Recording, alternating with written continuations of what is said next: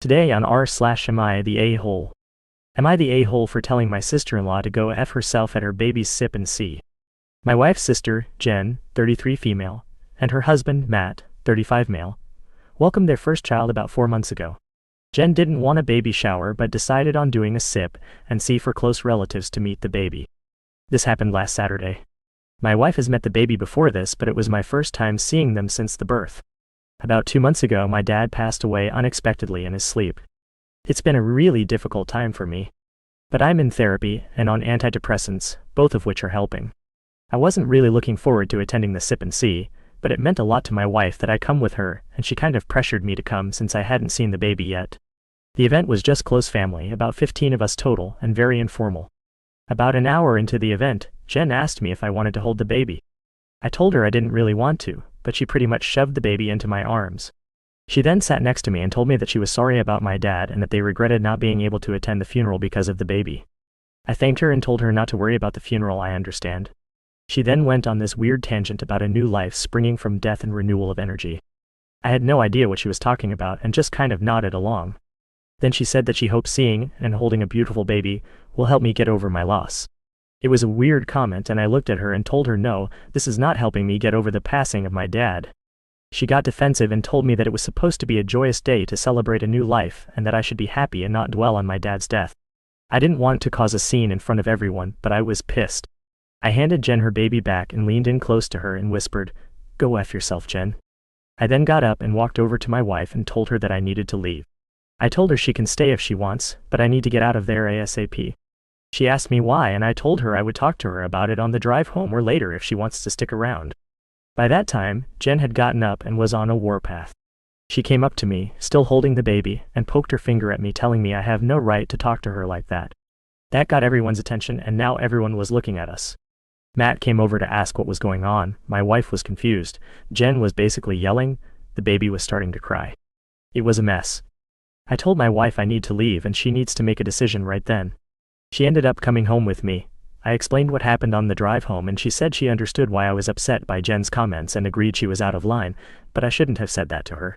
My wife has been getting a lot of grief from Jen and her parents, basically calling me the biggest a-hole they've ever met. I don't even know if an apology will help. For our next story. Am I the a-hole for telling my friend that she isn't traumatized from somebody else's proposal? I, 20 female, have had 3 close friends in college: Grace, 21 female, Matt, 21 male, and Laura, 21 female. Laura really likes using mental health terminology. She explores a lot of labels from those therapist influencers online. She was told that she has an anxiety disorder and depression, but that's the only diagnosis she's been given so far. Recently, she's been exploring autism and ADHD. Matt wanted to propose to Grace. They've been dating for a while. He's been planning the proposal for a couple of weeks, and while the proposal was very intimate between the two of them, I was very involved in scheduling the after-proposal event at a restaurant. The specifics of that are irrelevant to the story, but it was lovely and Grace and Matt seemed really happy. Laura told us that she didn't want to be involved in planning the proposal because it reminded her of her parents' divorce.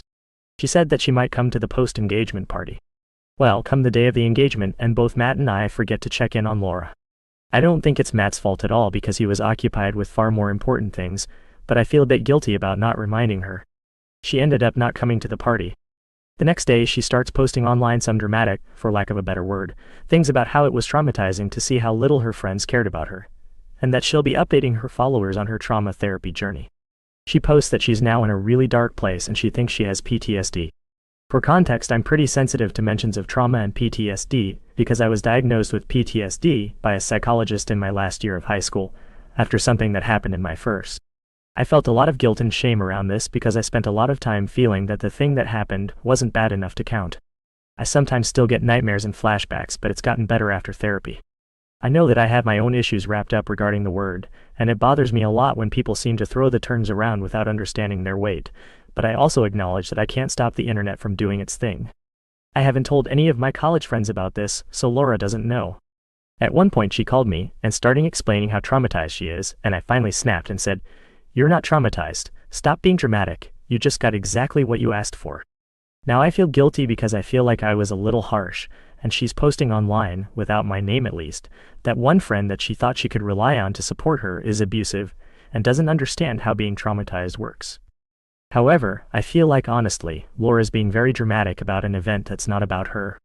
I called my mom to see what her opinion is, and she told me that I could have reminded Laura about the party, and while my point is not necessarily wrong, I could have been more sensitive, so now I'm not sure how wrong I am. Let's dive into our next story.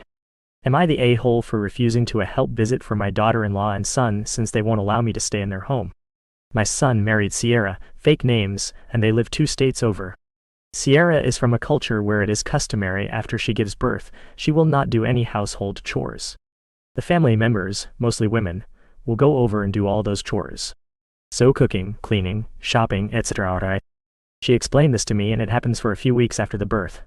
She is not close to her family, and it was asked of me to come up for a few weeks and do this. My son will be back on call a week and a half after she gives birth. She is supposed to give birth in about a month, and I was talking about logistics of the whole thing. I asked where I would sleep, and she informed me that I will need to get a hotel. This shocked me since they own a nice home. I thought it over and decided I do not want to do this. I was already going to be doing them a huge favor by being alive and made. I was going to use all my PTO for this, and now I will have to also live in a hotel. This isn't even a culture I am a part of. I informed her that I will not be able to come up for the time she wanted if I have to stay in a hotel. I am willing to come up for a weekend at most if I cannot stay in their home. I got a call from my son and he is pissed. He told me that Sierra has been crying since and that I am being in a hole. That I am disrespecting her culture and rejecting her from the family. He knows I could afford this. I could, but I don't want to pay thousands of dollars to be a maid. We got into an argument. I explained my points about, but he wasn't having it. On to the next story. Am I the a-hole for not punishing my daughter for what she said? My husband and I are slightly more well off than my sister's family. Because of this, my parents do more for them than they do us. When it comes to gifts, my daughter, Maddie 7, get things from the dollar store while my nephews get whole Lego sets, iPads, and even Disney trips. If my sister needs babysitting, they will drop everything for her last minute.